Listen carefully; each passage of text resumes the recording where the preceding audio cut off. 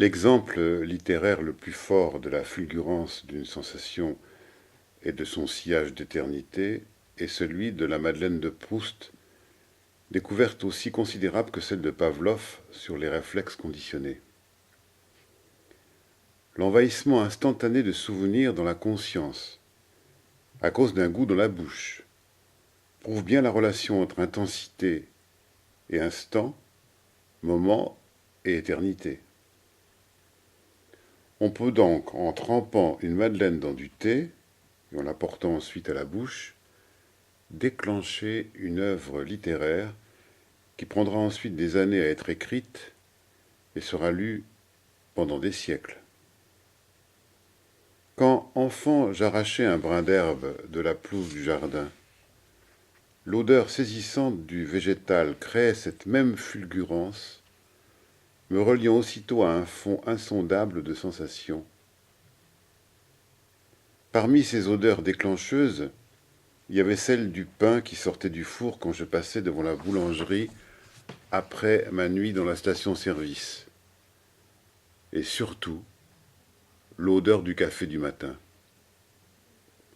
Et quand pour des raisons de santé je substituais le thé au café, plutôt sans déplaisir, j'attendais impatiemment de recevoir un invité qui prit du café pour déclencher à nouveau dans la maison ce parfum de nostalgie ménagère exclusivement lié à lui.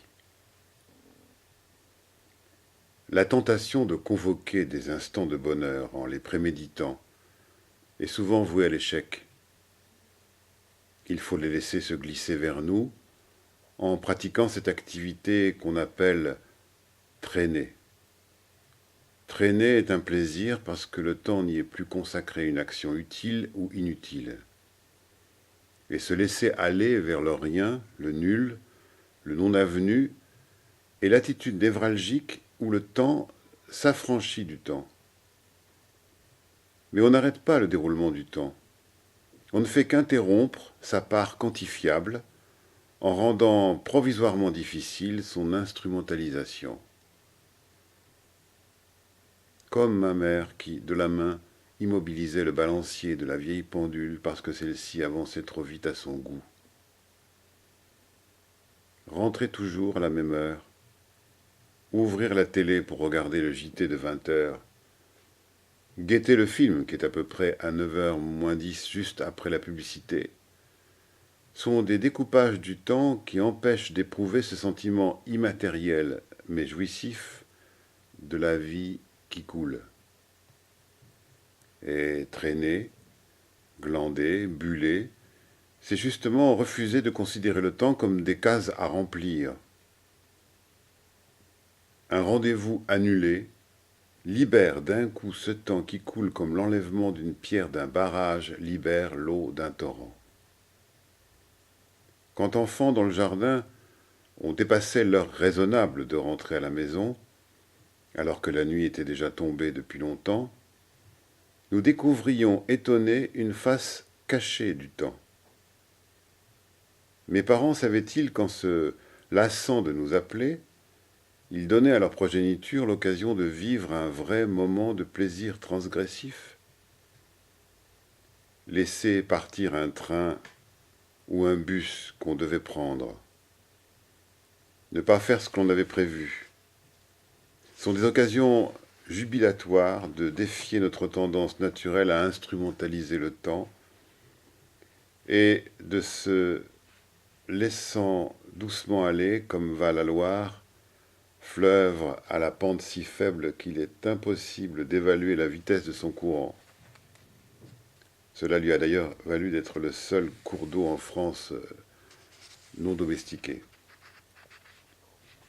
Les personnes âgées qui devisent sans fin assises sur leur chaise installée sur le pas de leur porte et qui laissent passer l'heure où il serait raisonnable pour elles de rentrer goûtent ce plaisir du dépassement. Celui qui, debout au comptoir du café, retarde le moment de rentrer chez lui, titille le pouvoir du temps. Certes, il oublie qu'une femme, sa femme, l'attend, qu'elle va devoir à son retour réchauffer le plat qu'elle lui avait préparé. Certes, il oublie que le plaisir qu'il prend à dépasser le temps et générateur de souffrance. Souffrance de la femme qui attend, et sa souffrance à lui parce qu'il culpabilise. Tous les deux sont les figurants d'une vie dite normale, mais qui ne leur est plus adaptée. Les systèmes sociaux gérant les rapports entre les hommes, s'ils conviennent au plus grand nombre, s'imposent à tous comme mode de vie, et ne pas s'y soumettre exclut ceux qui s'y dérobent. Bien sûr, la société a prévu quelques marges qui lui permettent d'assimiler des groupes sociaux difficiles à normaliser, tels les artistes classés dans la catégorie des inadaptés non malades. Il y a tous les autres, inadaptés non malades eux aussi, qui ne disposent pas d'une réserve d'Indiens susceptible de les protéger. Leur seul moyen de résister à cette emprise d'un mode de vie qui ne leur convient pas est la dérive, le laisser-aller, le dépérissement, autrement dit la résistance passive. Quand j'ai voulu faire du théâtre mon métier, j'étais alors en 2e année de médecine, j'étais totalement incapable d'affronter ma famille en lui exprimant ma volonté. En plus d'elle, j'avais à combattre cette part conditionnée incluse en moi-même, sorte d'hypothèque qui appartenait à mes parents, mais aussi à la société et aux valeurs qu'elle propage. Cette enclave raisonnable, en moi, était l'allié objectif de mon père et de ma mère. Je ne pouvais pas me décider tout de go à leur annoncer et m'annoncer à moi-même. J'arrête médecine. Je vais faire du théâtre. De plus, l'énergie que cela m'aurait demandé, pour le dire, aurait fait défaut à ma délibération. Mon projet de faire du théâtre devait se concrétiser sans être pollué par le drame qui allait immanquablement entourer ma décision. La solution que j'adoptais, sans même le décider, fut le dépérissement de ma vie d'étudiant en médecine. Mon entourage était désemparé parce qu'il ignorait ce qui se passait dans ma tête.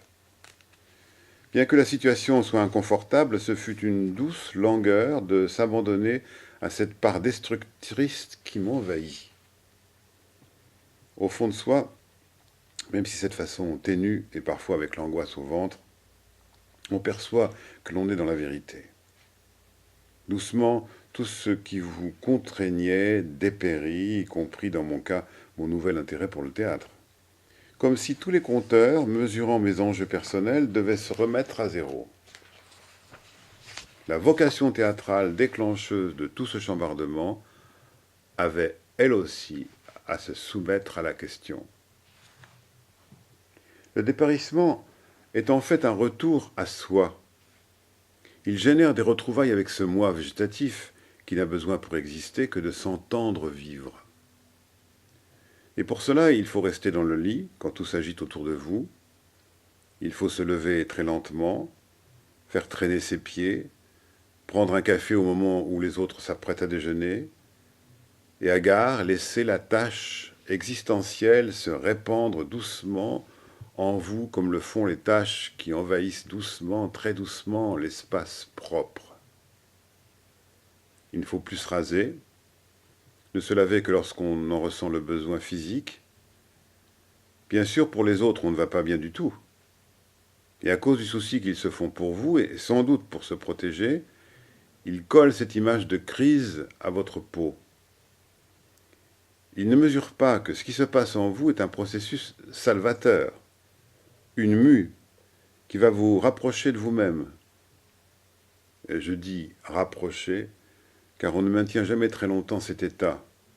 On n'atteint jamais l'ultime transformation, la métamorphose. Un autre rapport au temps se met en place, instrumentalisé lui aussi, mais mieux ajusté à vous. À ce moment-là, il ne faut pas oublier les sensations qui accompagnèrent cette crise. Le mot qui les décrit le mieux est donc le mot végétatif. Mais il s'agit aussi de nos retrouvailles avec le règne animal.